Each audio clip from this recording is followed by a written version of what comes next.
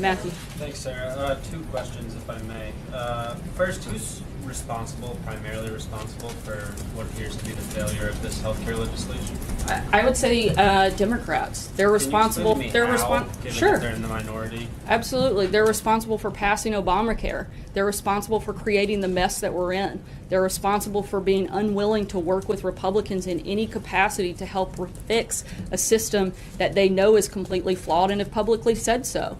I think that it's pretty clear, and I think the responsibility lies on their shoulders. Zeke? Yeah, thanks, Sarah. I want to ask you about two statements from the president. One coming up a year ago this If Friday. you can speak up. Sorry, two statements from the president. One coming up a year ago this Friday at the Republican National Convention as he accepted that party's nomination. He said, "Nobody knows the system better than me, which is why I alone can fix it."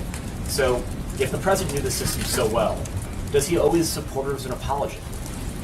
That he couldn't get health care across the finish line. For what? Having the stock market at an all-time high, creating jobs, putting ISIS on the run, getting rid of countless regulations that have made the business climate better. Should he apologize for that? Absolutely not. We should be very proud of the progress that we've made in the first 6 months and the continued progress that we're going to make over the next 7.5 years. Second question, another statement regarding your response to Matt. This is from November 8th, 2013 from the president. Leadership. Whatever happens, you're responsible. If it doesn't happen, you're responsible. So why is the president trying to shunt responsibility over to Democrats? Doesn't he own any of the blame here? The blame of a program that was created and forced through before he took office? No. But the process of reforming healthcare is certainly not over, and we're going to continue to focus on reforming the healthcare system and putting one in place that isn't a failure like Obamacare. Sarah, both you and the president have suggested that Obamacare is simply dead. In fact, though, there are millions of people who still depend on it, and the president has decisions to make, as was noted earlier, the payments to insurance companies and subsidies. He can push this over the cliff, as Senator Schumer said a short time ago. He has the power to do that. It's not simply going to fail on its own. He has the power to do it. I disagree with you. I think we're seeing it fail day after day after day as millions of people. Well, if it's already failed, it can't fail day after day after day. You're saying it's dead. You're saying it's dead. It's not dead. There are still millions of people, many of them the forgotten men and women you like to talk about, who still depend on it. And he has the power to kill it dead. He has the power to push it over the cliff. Are you saying he's already made the decisions on subsidies and payments to insurance companies that would finally kill it? No, that's not what I'm saying. Again, in terms of Obamacare being dead, it's an unsustainable program. When something is unsustainable and it can't be revived. You're not saying it's dead. I do. There are people who depend on it. Millions of people. Many of them your supporters. Right, his supporters. And How that's could it why be dead? that's why the process of repealing and replacing would need to make sure that those people are continued coverage, and that's been a big focus and one of the priorities of this process throughout from the beginning. Is he going to help push it over the cliff? Again, I think this is already going over the cliff and doesn't need a push by the president. Sarah, when you've spoken to the president earlier today, said that this system will continue to collapse and will get to a point where Democrats have to come back to the table and join in trying to find a way to fix it. What specifically does the administration think would be that point where we would get a group conversation that has not happened yet? I think that's a question, frankly, you'd have to ask the Democrats. I think they're the only ones that know what's going to bring them to the table. You're the ones who keep saying that there's going to arrive a point at which the system has failed to such a degree that suddenly there's a willingness to compromise. So, like, what are you envisioning? Well, I can't Failures imagine of that. I individual can't imagine that plans? as this program, as he laid out, goes deeper and deeper off the cliff. You're either off the cliff or not off the cliff. You don't go deeper and deeper off a cliff. What is the point that you're describing? The point is Obamacare is simply unsustainable. We've said this 100 times. But you're saying it's you're not a gonna revive program that that can point. be revived. It is essentially a dead program in terms of being able to provide the type of health care that Americans need and deserve. And our point is the priorities that the president has laid out. We have to have a plan in place that actually provides care, not just coverage, that brings the costs down, lower deductibles, across the board reform. And at this point, hopefully Democrats will see how bad the system is and come to the table. What specifically is going to happen to bring them back to the table? Again, Other than, I mean, you're saying it's unsustainable, it can't be supported. I would and the think that president is those saying it's things going to get to a alone point where Chuck should Schumer wake knocks up on the door. Democrats and make them want to come to the table. Again, I'm not going to speak for the breaking point of Democrats, but I can't imagine that as we continue down this road, they don't come to the table to try to help save healthcare in this country.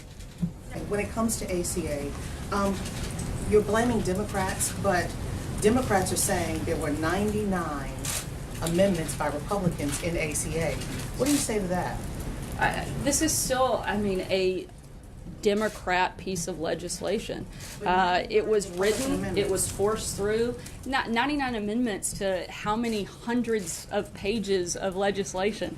It's outrageous to make this a bipartisan bill. I think everybody knows exactly who was part of that process, and it certainly wasn't Republicans. And the last question. Yes, ma'am. Some congressional leaders, particularly Democrats, are very concerned about the trust factor when it comes to Jared Kushner and his security clearance, and also still remaining in the job. What does the president have to say about his son-in-law right now in the midst of this storm, with the fact that more information continues to come out after he gave his initial statements? And they're concerned about the trust factor when he has a critical piece of security clearance that deals with issues of trust. Is the president considering allowing him to stay or leave? And should he keep his security clearance? I don't know of any changes that would be made. The president has confidence in Jared, and I'm not aware of any changes at all. Sarah, Sarah, is it fair to say the president was blindsided last night? Can you walk us through it all, when he found out, when senior staff found out, how this unfolded? I'm not going to get into the process piece and the TikTok and the back and forth. Again, as we've said a dozen times, our focus is on the repeal and the replace, not the process piece of it, but making sure that we get this done. Also, Sarah, Sorry. one more. Can you confirm the president did tell lawmakers again last night that they would look like dopes if they did not go for the repeal and replace? I'm not sure. I'll have to check and get back to you. Thanks, Sarah. I want to ask you about the president's pledge to get more Republicans elected in 2018.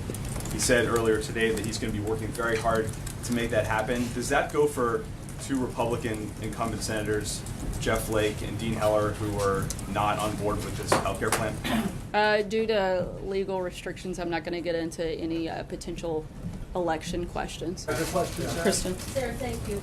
You continue to say this is Democrats' fault. The reality is they were willing to sit down at the table with you guys and negotiate to try to improve. I missed all of those phone Obamacare. calls coming They in. but they said they weren't going to work with you guys on repeal and replace. So isn't it fair to say that you guys were dug in and wouldn't find common ground with them as well? Not at all.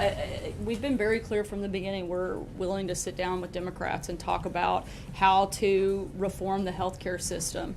And until they recognize the fact, I think, that Obamacare has completely collapsed and failed, I think it will be hard for them to move forward in the process. In But their 2012 unwillingness is pretty well documented. In 2012, at Real Donald Trump's Twitter account tweeted, Obama's complaints about Republicans stopping his agenda, and I'm quoting, are BS.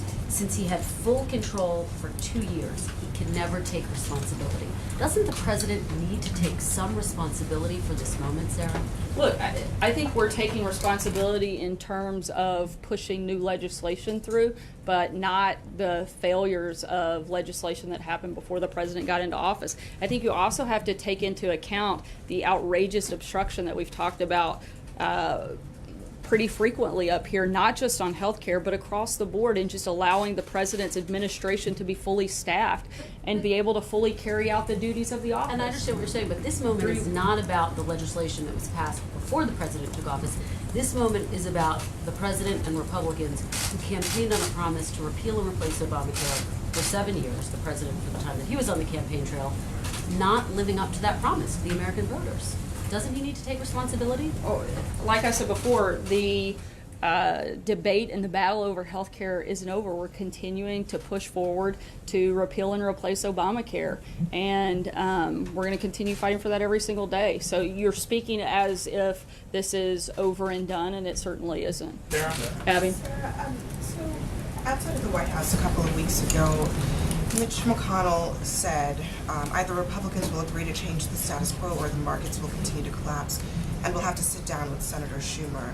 So he was suggesting that sitting down with Democrats would be a consequence of Republicans failing to repeal and replace Obamacare. Is McConnell and the president, are they on the same page about whether or not they really do want to work with Democrats on this?